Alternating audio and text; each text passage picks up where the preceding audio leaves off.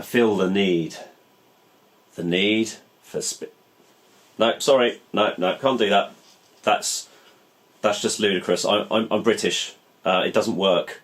I'm going to have to do something a bit more RAF, I think. Tally ho, chaps!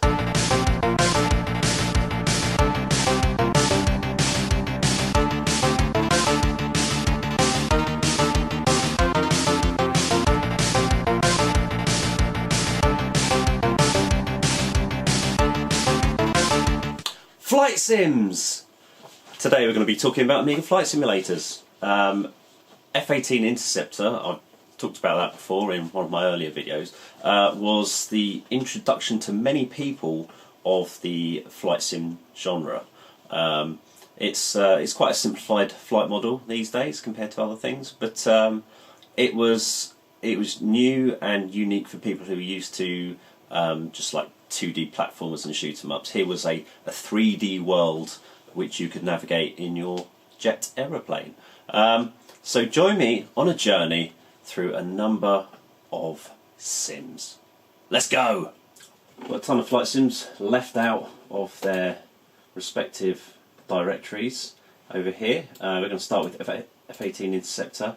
They're all WHD load games, just so that we can load them off the hard disk. One advantage of WHD load is, of course, no disk swapping, and you've got the much faster speed of reading from the hard drive. The only other issue is that you've got a manual to look at and keys, but you can't actually look at those once you're in the game. So I've taken the liberty of printing off a massive wodge for each of the games that we're going to be going through today. So let's start with F-18 Interceptor.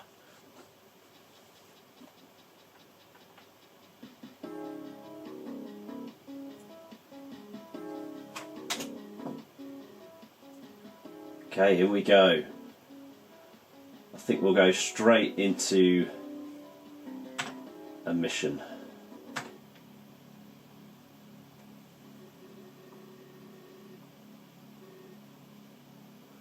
Okay, I didn't press anything to get through that. I think one thing that we need to bear in mind today is that I'm running some games here that were only ever supposed to be running on a standard A500 or A1200. So there'll be quite a few of these games that will either take advantage of the faster processor that I've got in my A1200. I've got a Blizzard 1230 with 16 meg of RAM in there. So it's quite an order of magnitude faster than the A500 that this game was originally designed for. So in this case, it just absolutely went through that mission list without me really having a chance of reading what to do. It's a visual interception of this bogey, I think. Now, it's asking me for a security code. This is part... You've got a code wheel supplied with the actual game, but because we've got WHD load, we can just click through.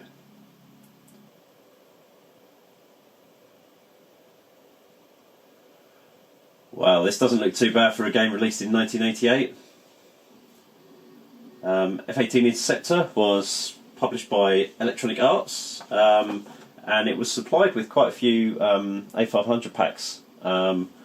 So you'd get this, you'd get... Let's pause it for a second. You'd get this, you'd get the New Zealand story, and you'd get a third game, which was... I can't think. Anyway, New Zealand story, this, and this was the introduction of the flight simulator to many people. Reading from interviews, it was designed to be just giving the impression of flying a jet fighter, so not necessarily a full-blown sim. So let's give us some 100% thrust and take off from this carrier. Although I do like to look around the plane first. Oh, okay, right. So we've got look left, look right. It's pretty cool, isn't it? You just get your head on a swivel, look all the way back over the fuselage and back to the control tower. What else have we got? Oh, I think that's looking down from your plane. Rear view.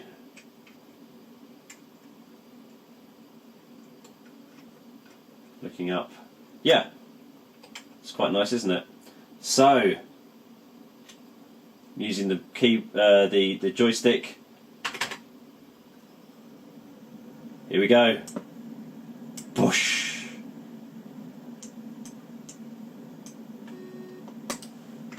Let's get my gear up.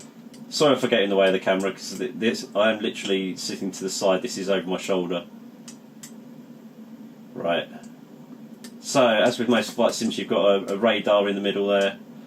Kind of shows you where things are. And then on your heads up, you've got your altitude, your speed, G's you're pulling, and your heading.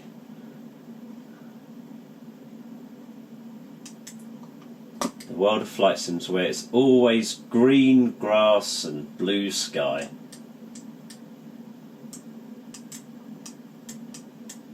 Let's get some altitude. There's my carrier. Oh, there's the sun. And I'm at 17,000 feet. That was quick, wasn't it? This is reacting very well. It's really nimble. Of course, the Amiga's usually got a digital joystick plugged into it, so there's no real finesse. Here we go, yes.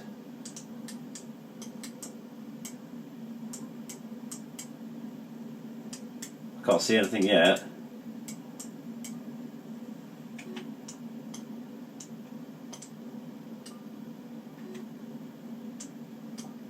Oh, there's something. Let's get some chaff out.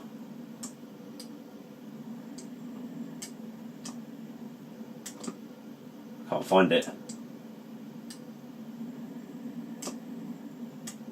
Get a nice audio feedback when you're putting some G's, like the blood's flooding into your ears. Let's slow down a bit.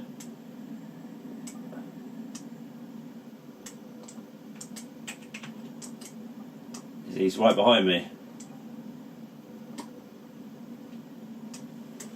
That's quite good. It automatically gives you forward view again. Right, that's me afterburning. Automatically gives you forward view again when you start doing a manoeuvre.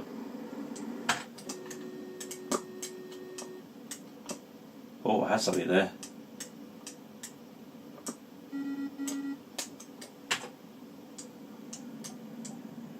Slowed down a bit too much there. So yeah, this is F-18 Interceptor. Loads of fun with this game.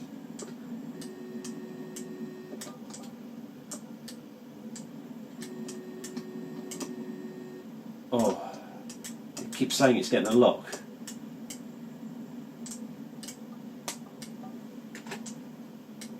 Let's slow down a bit.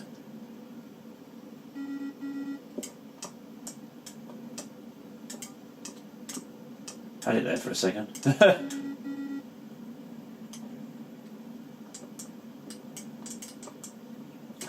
As I said, the flight model on this is quite simple. I mean, the other day I managed to land on the sea somehow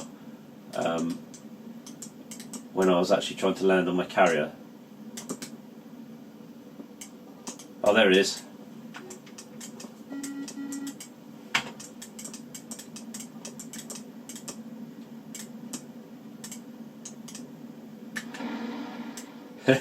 There's no target on that.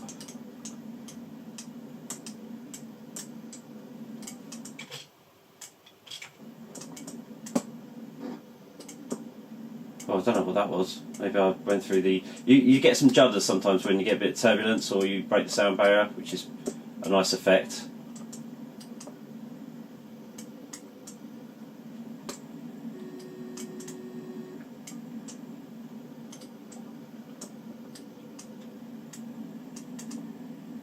Whoa, in a bit of a spin there.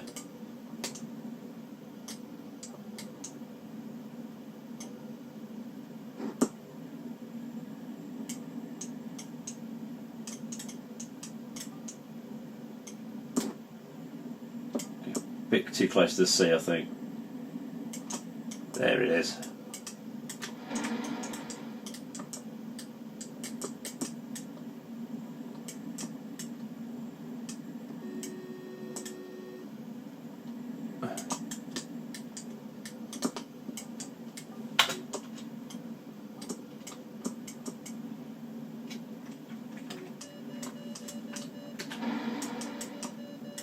Let's see if we can get that.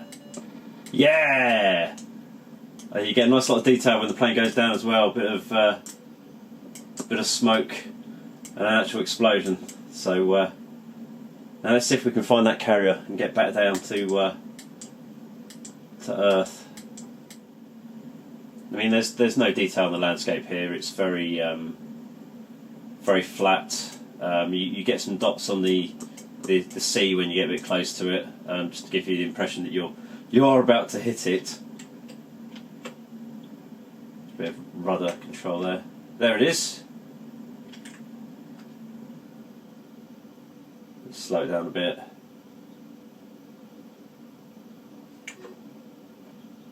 Let's put my arrestor hook down. Yeah. I don't even know if I'm the right angle for this. Gear down.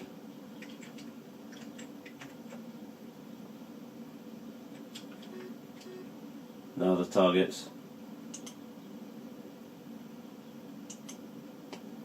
Let's get this altitude down a bit further. I don't know if I've ever actually managed to land in this game, other than on the sea the other day, so... yeah, I'm not the right angle for this, am I? Let's buzz it.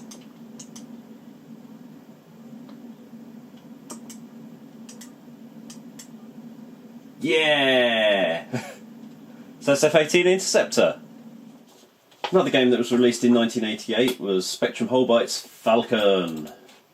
This is a much more simulator sim than Interceptor ever was. Let's get into it.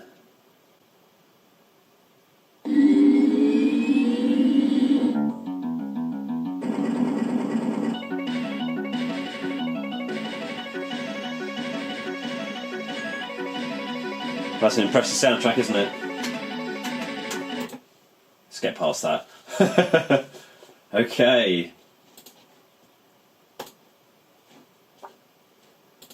You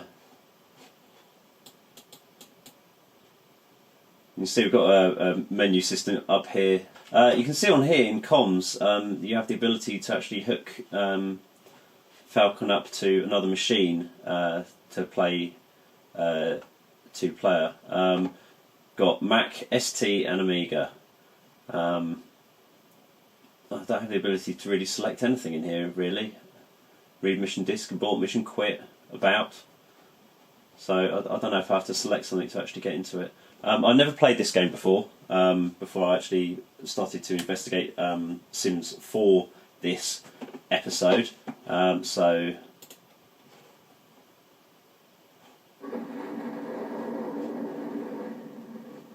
okay, that's my armament. I don't really want to take off because I'm going to go back.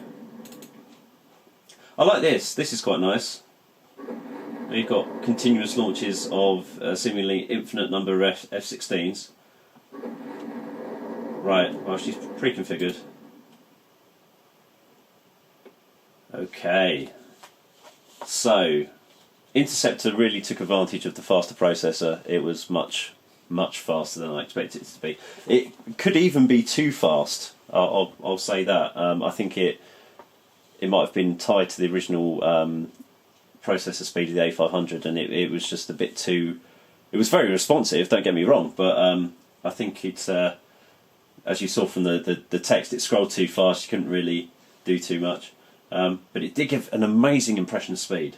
Now, Falcon comes with quite a few pages.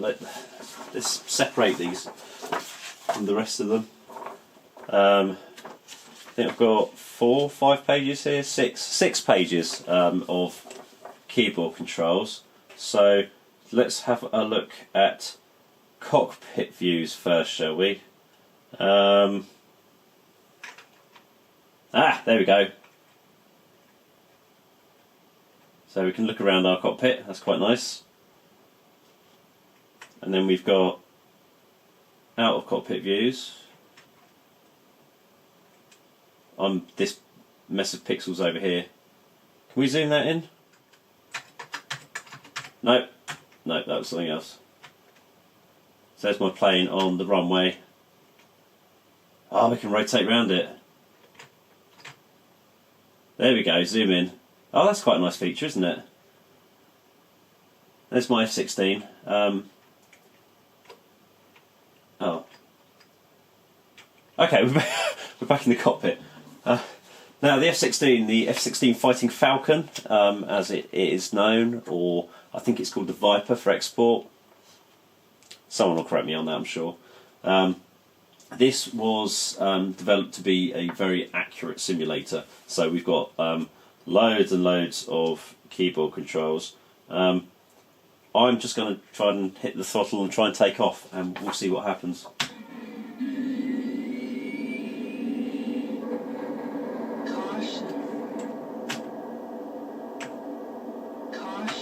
Right, wheel brakes off. Whereas with F-18 I could literally just hit the afterburners and shoot off of the... Caution. I don't know what caution is. Caution. Caution. Right, it's keyboard control. Caution. Caution. Right, we're in the sky. Can I set this to joystick? Caution. No, that didn't do it. Caution. Caution. Caution. I'm going through the manual. If you want to know what's happening here. Right, that gets. No, she still says that. Okay. That was sound. I was turning the sound off. Caution. But I'm not really sure why I'm getting caution. Flaps? Caution. No. I did put the gear up, didn't I?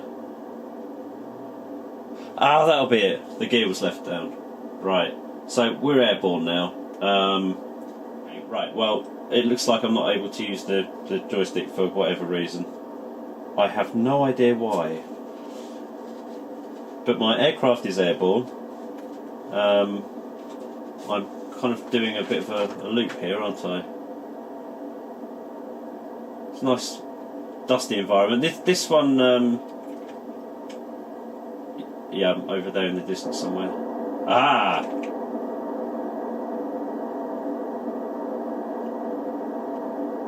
I fly.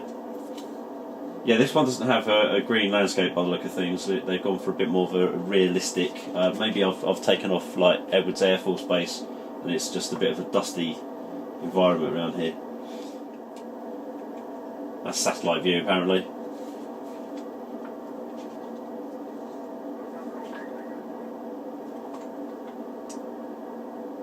I'd love to. Okay. It's nice that they tell you, isn't it?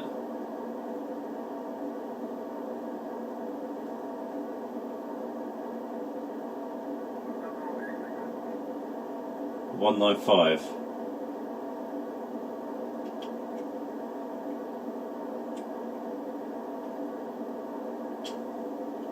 I assume this is heading this time. And we've got 196.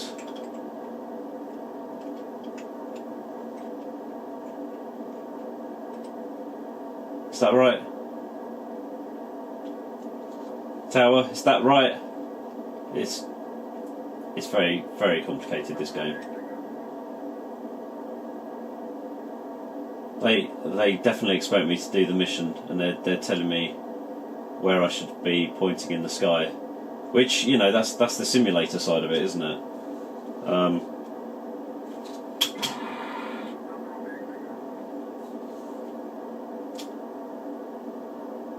That's me firing missile. I think this game looks good. I think I think you get a nice lot of landscape detail with hills and rivers. But it's definitely not the kind of flight sim that you just want a quick flight, just jump in and head up into the sky. This is something that I think you need to divert a lot of time and effort to in order to learn the keyboard, all of the commands, so that it's literally you just hit, your hand knows where to fall when things happen.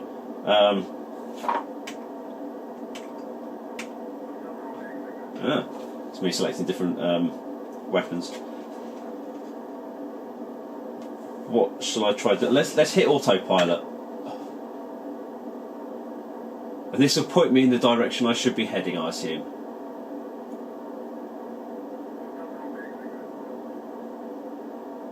Autopilot's on tower. It'll point me in the direction I need to go. I don't think this has just put me into a flat spin. It clearly says here autopilot A. I wonder what happens if I do menu select. Oh, look at this. Ah, normal scale, large scale. Again, I'd have to go into the manual to look that up. Ah! Yes! Oh, there we go. That's what we wanted, wasn't it? Anyway, stick it back on autopilot. Maybe that just flies you in a straight line. Scenery. Details and dots. I mean, it all looks quite nice, actually, for a game from 1988.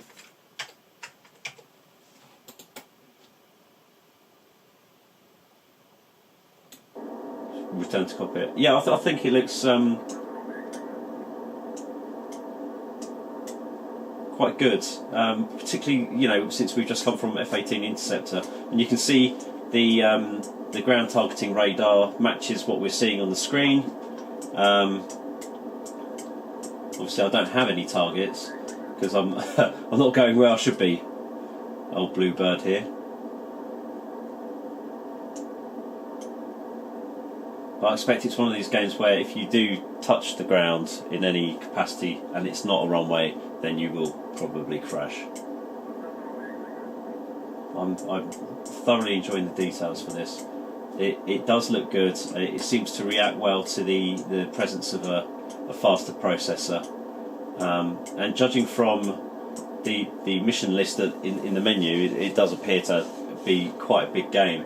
Not to mention the fact that if we quit as well, Operation Counter-Strike and Operation Firefight. So there is a lot of game there. I haven't tried either of these yet because I've only just been able to take off in the original game. But I do like Falcon. Now let's give F-29 Retaliator a try.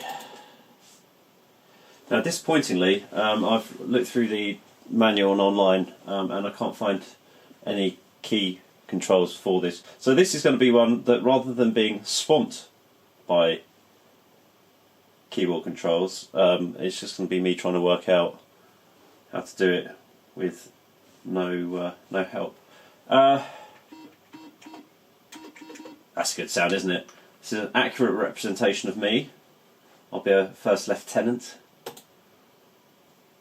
American desert, Middle East conflict, well, of course. Pacific scenario. Or Europe. Let's go for European battleground. No, I've just done that.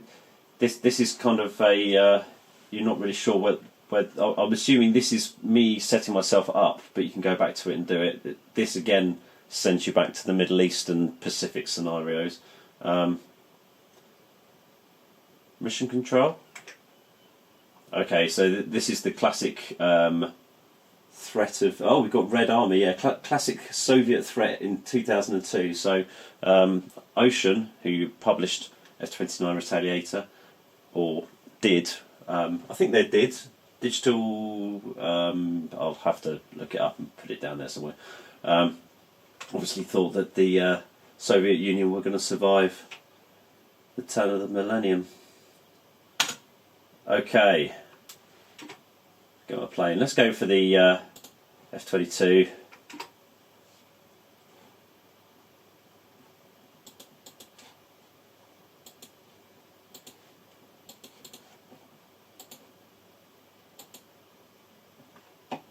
Enemy airbase, right, so let's go with RAF Binder. Yeah, this Rammstein. I guess this is the line of control, isn't it? This mouse doesn't feel like a sprite-based mouse, so it feels like a software mouse. Okay. Now let's exit that, because surely I should have a look what the missions are first. Okay, so there's loads of kind of AA ones there.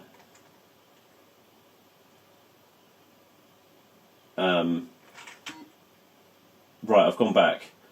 So armament, please. We'll have some AMRAAMs. Not really sure what the difference between them are. We'll go for some 3 Sidewinders, 5 AMRAAMs.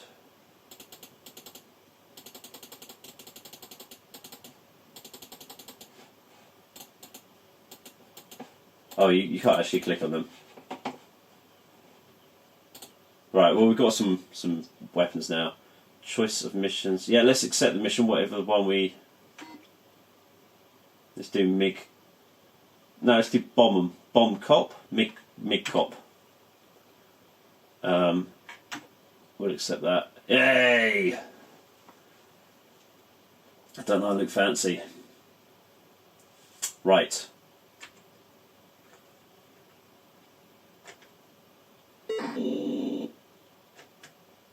Right, we've got zoom. Something's flying above it. It looks like flies, but I'm assuming there's jets in the sky. Yeah.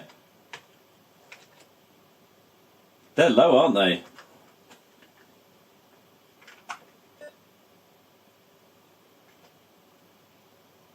Oh.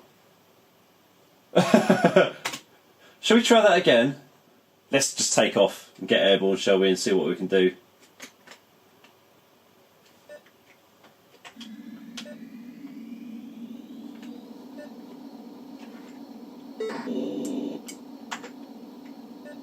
So we'll gear up. Right, this is very responsive.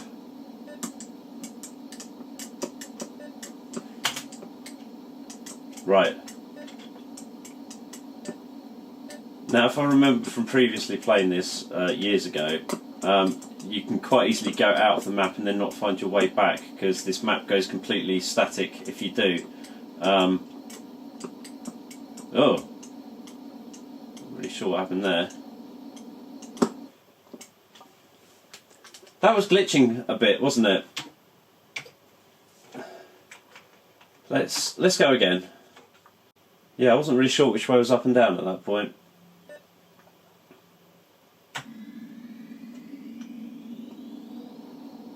So, nice lot of detail on the ground. We're up.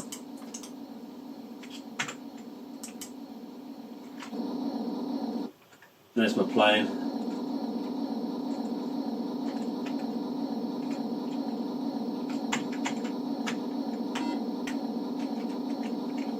Just trying to get my gear up here.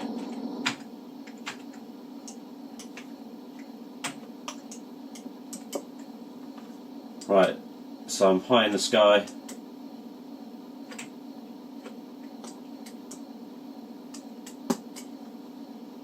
And unless you're very close to the ground, there is actually not much detail. You can kind of... Oh, it's happening again. Blame that lake, it's really throwing things out.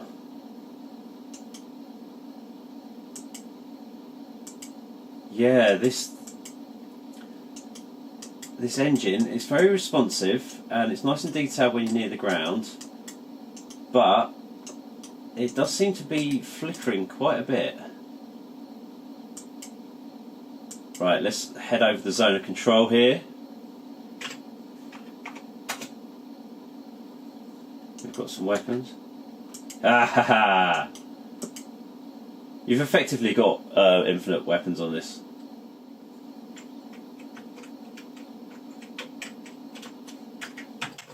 Oh, I've quit. That's F-29 Retaliator. It's got a good feel to it, but it doesn't seem to run too well, and doesn't really give you an indication of what you're supposed to be doing. Yeah, maybe that's one to spend a bit more time with to try and work out how it works. It looks good, but I found that engine a bit buggy. Let's move on to something else. And now, from the granddaddies of simulation software, Microprose, comes F-15 Strike Eagle 2. This was another game from 1991. Surprisingly, it's only got a single sheet of keys, which I expect a lot more. That's some nice art.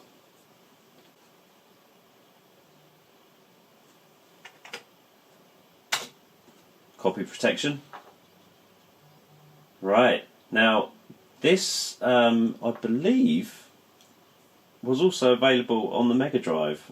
So I'm kind of looking at this menu screen thinking this could quite easily come from a Mega Drive. I mean, I know you wouldn't have that ability to choose different control options on a console, but that did look very, dare I say it, Sega-ish? Now that's very Mega Drive-ish, isn't it?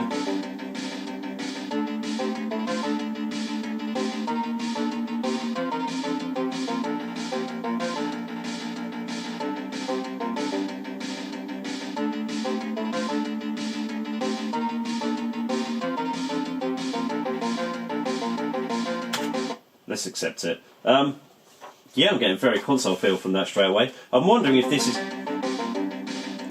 Starting up again. I like the way you get more of a tash as you become a hardened veteran.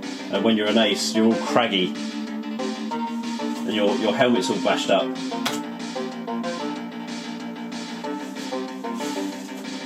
Where shall we fly?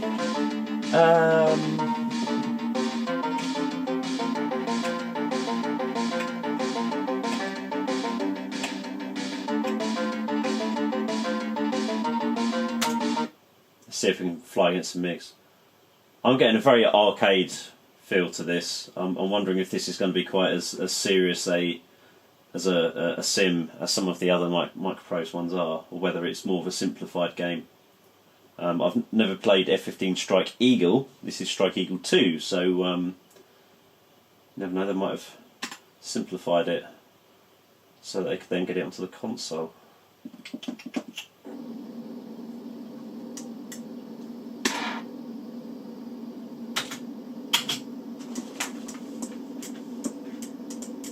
I've got a missile lock. Okay, this feels very Microprose.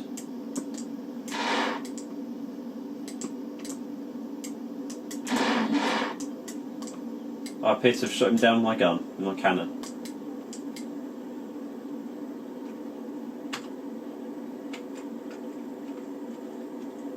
There's my jet, my F-15. Haha, there's me.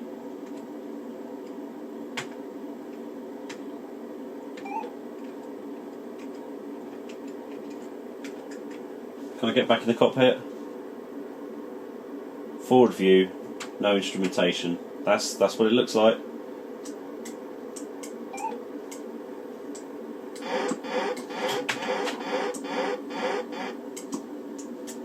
No, I'm just trying to get back inside now. Oh. Let's see if we can get some gunishment on this.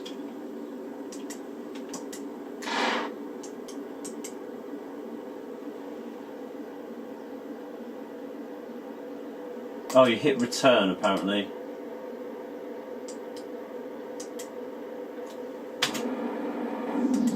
Oh, there was no target. I thought this was targeted. It's coming in at 26 kilometres. Let's follow that arrow.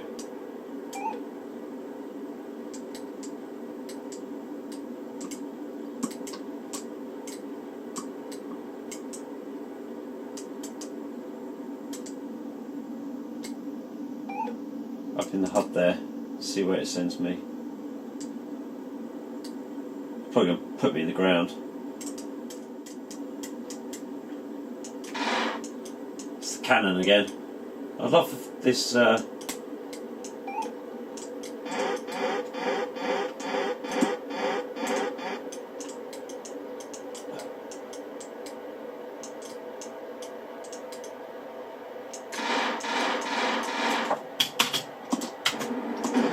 Yes!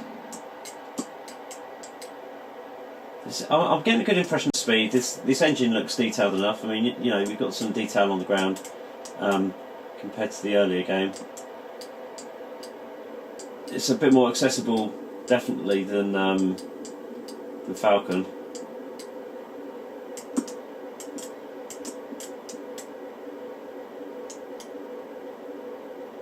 I'm not entirely sure what's going on. This is, like I said earlier, one of the disadvantages of WHD loaders. You don't really have that ability to just kind of look at a manual because you don't have one. So, you know, I've got some keyboard controls that I can review when I get a chance, when I'm not being fired at by F1s, and that's my tactical view.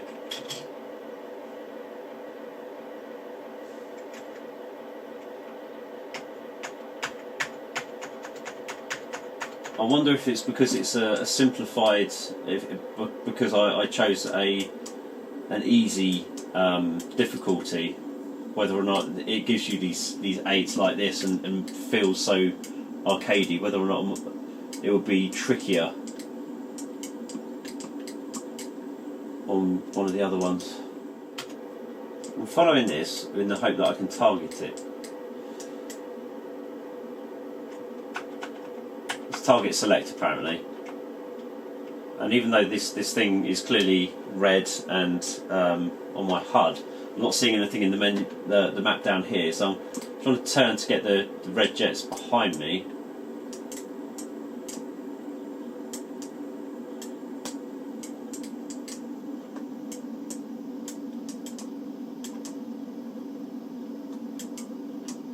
I mean, I'm at 37,000 feet.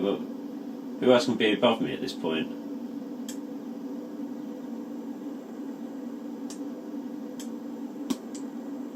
Oh, there's the horizon.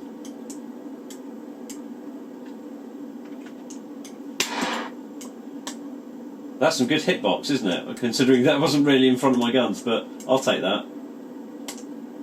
It's a reasonably good looking game.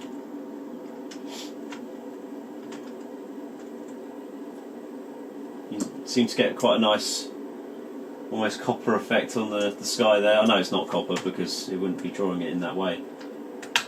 You'd have more colours for a start. You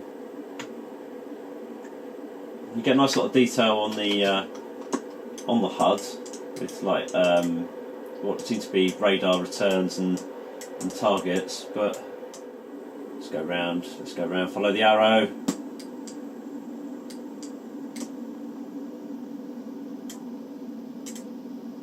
Installed that. It's alright, I'm at like 40,000 feet. I've got a few thousand to fall before things go drastically wrong. This isn't really grabbing me, I'll be honest with you. So I think we'll switch to something else. And we're going to stop there for now. I fully intended this to be just one episode, but it turns out that flight sims are actually quite long games. So I think what we'll do is split this into two, and we'll carry on with a few more flight sims in the next episode. Thanks for watching, and tune in next week for the exciting conclusion to flight sims.